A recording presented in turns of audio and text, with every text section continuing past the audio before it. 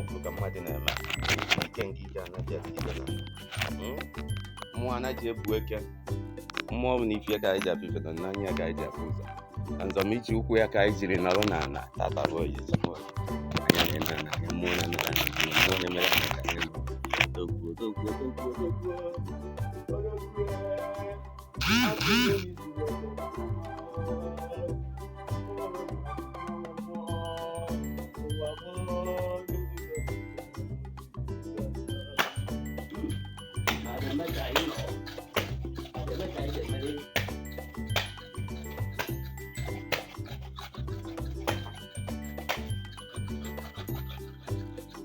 además hay que ver ya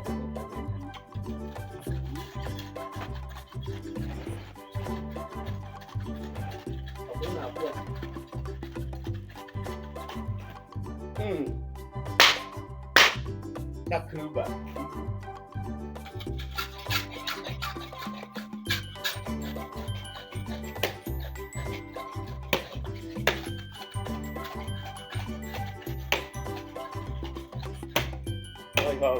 Oh, ya mmụọ bụ ka mmadụ na-eme ike nke ike anaghị adịgide n'ala ọ mmụọ ka anyị na-eche nwa tụrụ mgbe ya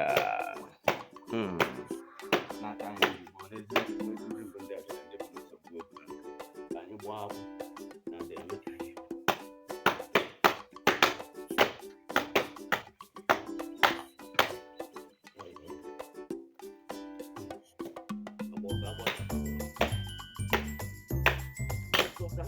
ya mmanu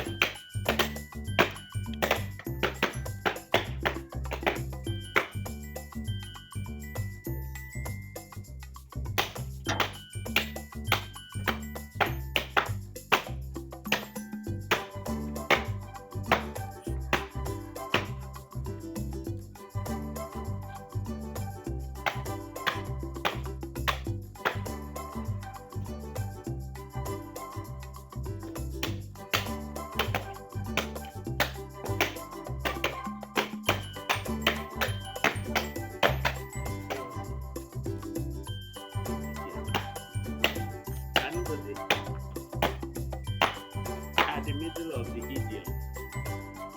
A big one in root. I'm going to egg out.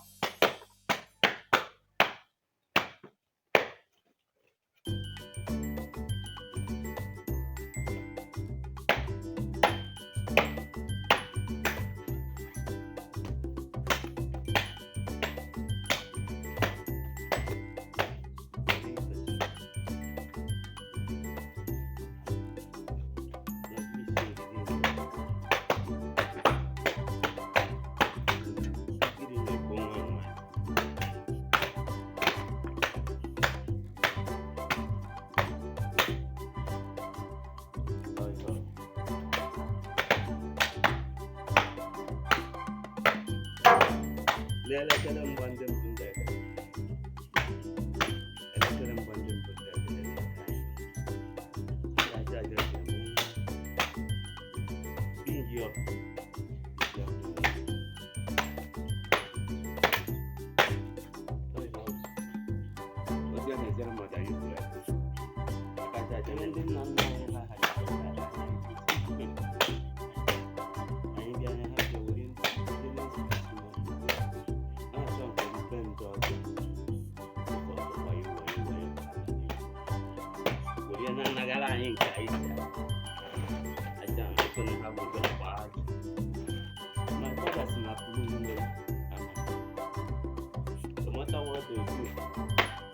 how they die.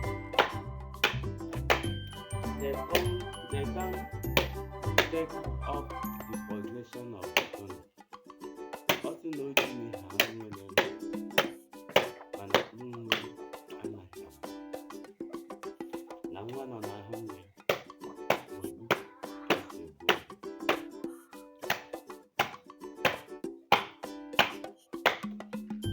They get up who become mad. The become mad.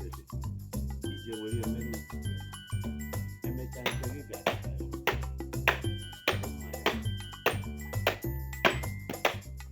But now we get that. I won't get them. Chọwa nke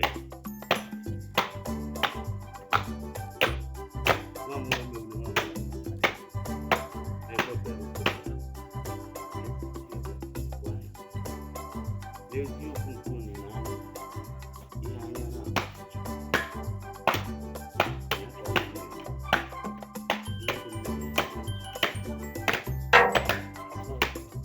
nke enu a na ala ndụ at the middle of the idiom ebe ịkwakwa n'ihu izu na-adị ka ndụ na ị ga-anọ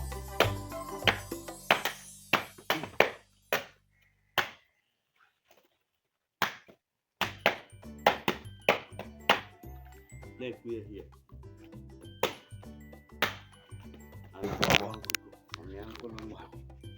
yes when you look through the mirror what did you see?